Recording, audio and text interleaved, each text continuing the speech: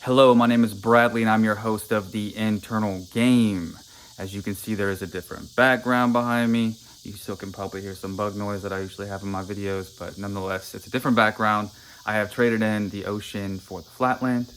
I have traded in the sand for the red clay, and I have traded in hurricanes for tornadoes. Dudes and dudettes, I am in Oklahoma. Welcome to the newfound The Internal Game space for the foreseeable future, but the internal game stays the same no matter where I go. Okay.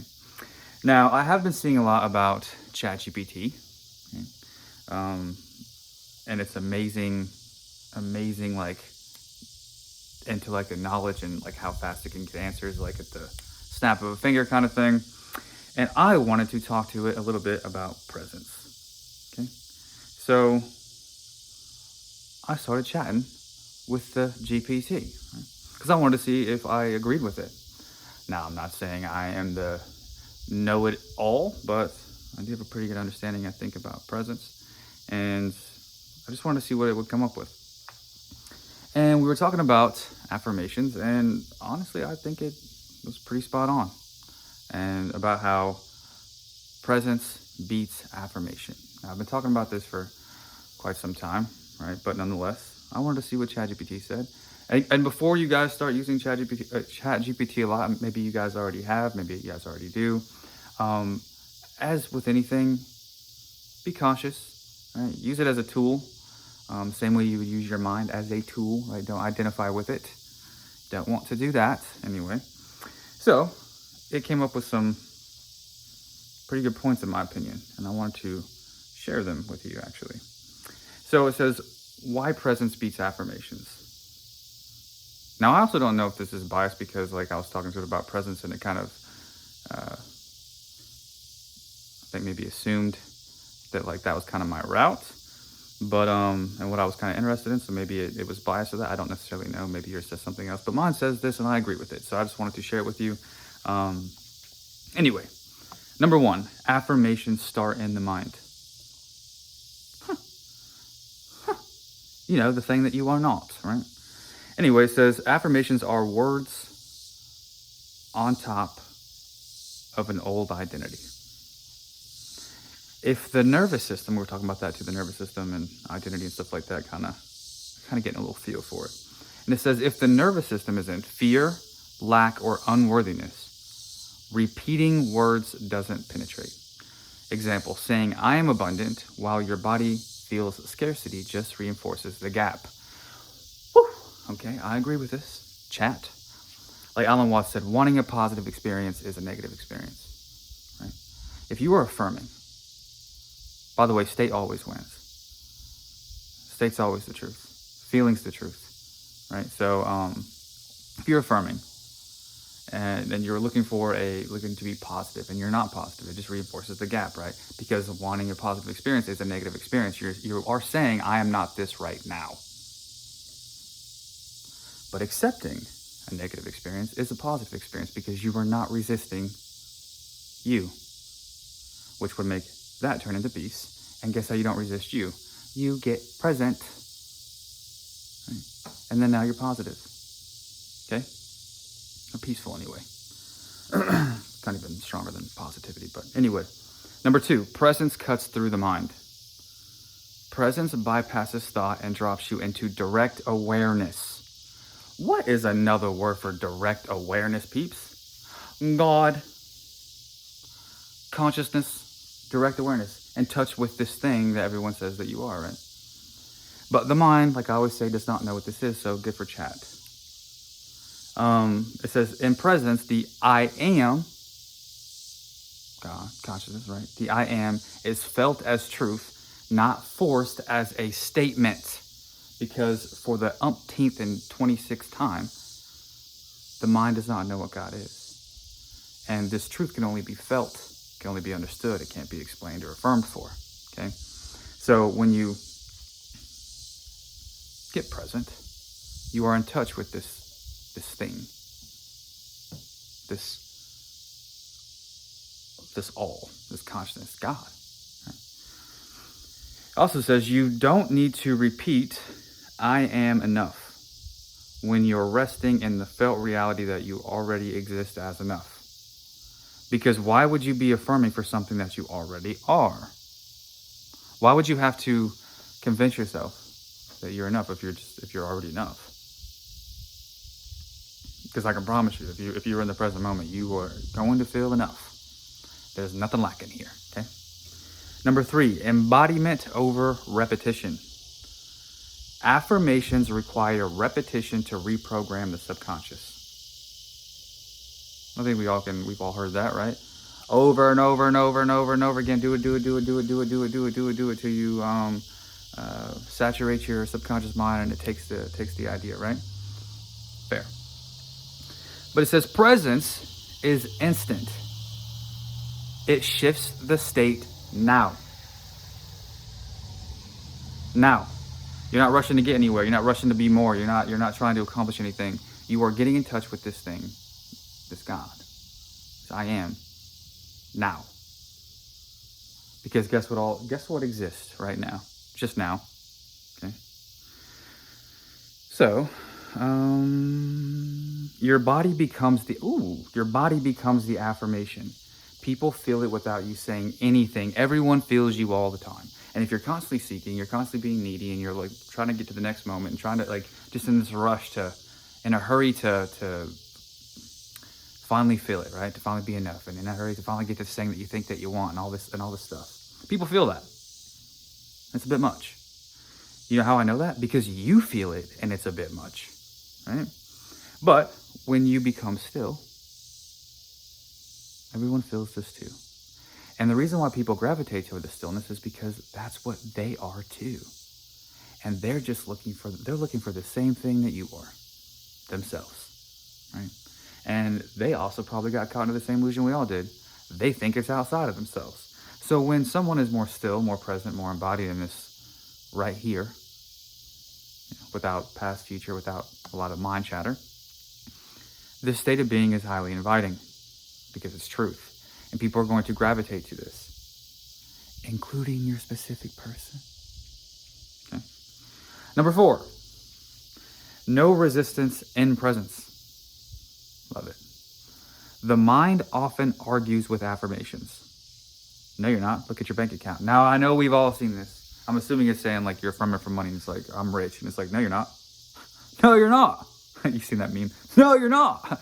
No, you're not. Look at your bank account. Because we talk about this a lot in the Skool Community on group sessions. Like someone in there brought up the idea, like trying to argue with this identity is just kind of,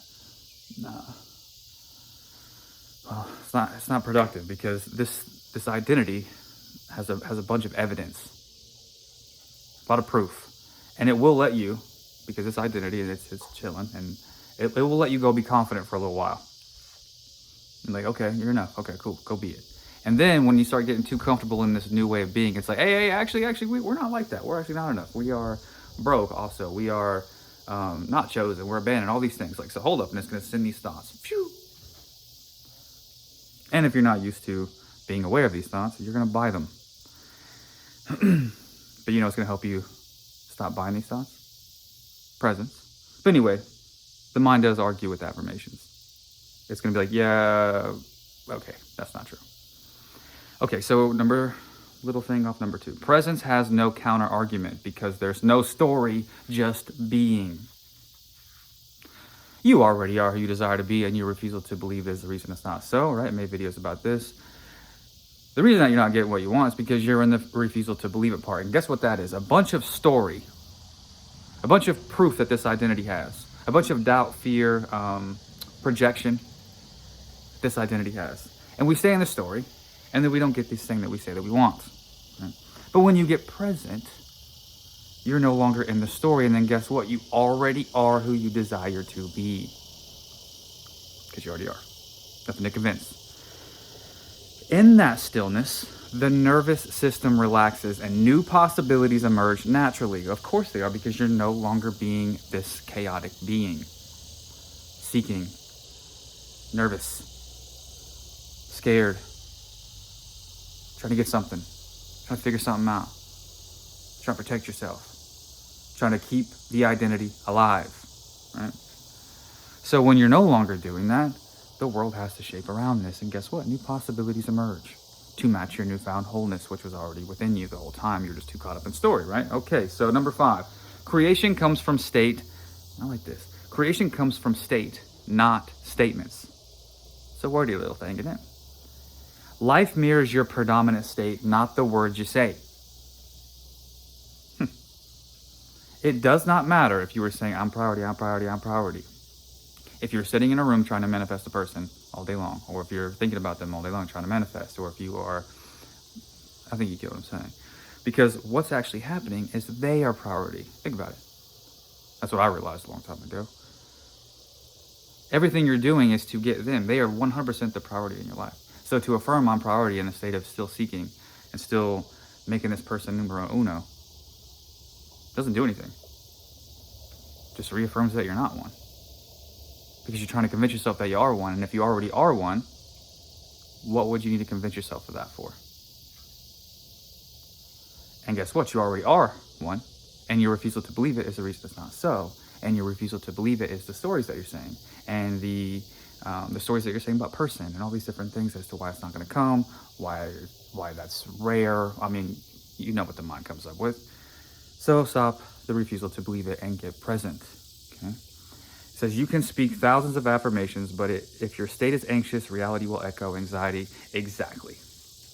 Eckhart Tolle talks about this. If you're ever in confusion with like kind of what's really going on, don't trust the mind.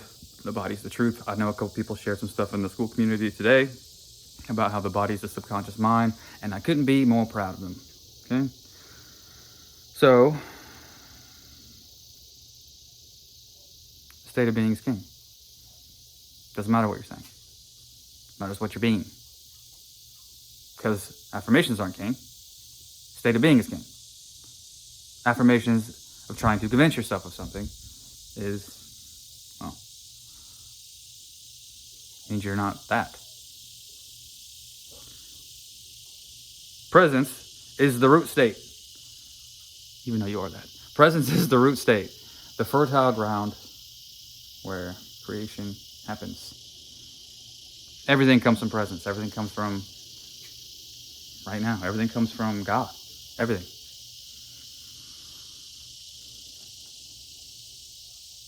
Everything came from this and will return to this.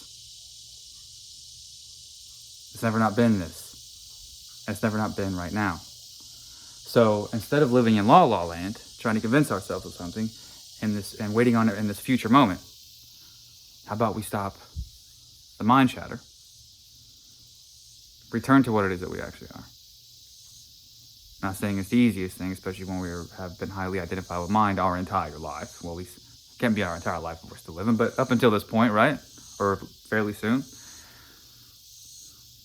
It's a bit challenging, but it's not about perfection. I was talking about this in the Skool Community. We do daily game plans over there, and one of them was presence over perfection. Keep bringing it back. Don't beat yourself up. Every time you return to the breath, every time you return to the body, every time you are about to tell a story, the mind's about to tell an unconscious story again, and instead of letting it run you through the mud, you're like, nope. Instead of trying to convince yourself, nope, that's not happening, nope, that's not happening, nope, that's not happening, I'm chosen, instead of doing that, you're like, actually, let me get out of this entirely. Every time you do that, you strengthen your presence power, and that's a win. Okay? But guys, you are this God. You actually are this thing. And the mind doesn't know what that means. So, stop looking for it with the mind. Stop trying to convince the mind. Stop trying to affirm your way into what you already are. And the only way to know this thing that you are, is to actually start to feel it, start to know it, get in touch with it, right here, right now. Get out of mind, get into the body, get into the breath, look around, get aware of the actual moment right here, right now, and stay there as long as you can. And when you get pulled, it's okay, pull it back. So, yeah, I wanted to share a fun little video about the ChatGPT thing. I thought it was really cool. I'm a little bit cautious of all that stuff, a little bit. I'm not like some anti-times person, but like I do think that like things are good in moderation. So, and also No matter what you learn on there, it can't do it for you. Okay? Practice presence. Strengthen your presence power. How about every time that you want to affirm, because maybe you're in the habit, maybe you're feeling anxious and you're like, no, this can't happen, I'm scared, and you're resisting the moment right here, right now. Why don't you trust it? Trust that state of being is king. So it's ideal that you're in a solid state, and at least start there. And every time that you want to affirm, you don't. And you focus on your breath, or you focus on the immediate present moment right here, right now. Even if something doesn't seem ideal, don't resist it. Just say, okay, all right, breathe, get out of mind. Do this every time that you want to affirm. Do this every time that you want to affirm against the opposite, to try to convince yourself. And I do want to point out one more thing that I always talk about, shared it many times, but if you are scared of thought, like if you're getting a thought and you're trying to affirm against it, like you're getting a natural thought, by the way, from the identity, and you're trying to affirm against it because you're like, nope, and you're scared of this thought, that means you actually believe this thought. Not the one that you're trying to counter it with. But if you're scared of the thought, if you're reacting to thought, and our reactions let us know what we are identified with, you're saying, I believe this to be true, this thought. And now, because you believe it and you have not the most ideal meaning to it, I'm assuming, you get scared and you don't want it to happen, and you're like, no, so you start to affirm. This is not God. Even though you are, but what I'm saying, this isn't how this thing would act if it really knew that it was God. Bailey's taking a drink of water. It's kind of hot out here. Anyway, every time you want to affirm, bring it back to the present moment. Watch what this does for you. I'm not saying it's the easiest, but I am saying it's the truth. Okay? So get in touch with that. Play around on ChatGPT about presence if you want to. I'm sure it can tell you a lot. It seems like it's got access to a lot of things. But use it as a tool. It can't do it for you. Practice presence. When you want to affirm, breathe. Bring it back to now. Watch what happens over and over and over again. You're going to break the links between this emotional link between you and all these thoughts. And you'll realize that the more present you become, the more that you kind of allow things to be and get stable, the less that you want to affirm anyway. You don't even feel the need to do it, because guess what? The only reason you want to affirm is because you think that these things are going to bring you something. Illusion. And you're resisting the state that you're in. So you're like, no, that's not happening. No, I don't want this. And one more time, wanting a positive experience is a negative experience, because you are saying that I'm not positive right now, because all that matters is right now, instead of being as king. But if you just stop resisting yourself, stop resisting life. By the way, you are life. Like Eckhart says, you don't have a life, you are life. And you just kind of breathe and keep your attention in your body a little bit. And don't have too much mental chatter about everything and everyone and too much judgment, and just kind of keep this right here. You will see the outside, this literal reflection of you, start to shape and start to reflect this newfound wholeness. Okay? Don't be scared. Don't let the mind tell you that the present moment is not going to make you get your things. Don't let the mind tell you a bunch of weird stuff like that. The only reason it doesn't like the present moment is because it can't exist there. These identities can exist there. And ultimately, that's what you want, is to return back to self. And try it. Love you guys. See you soon.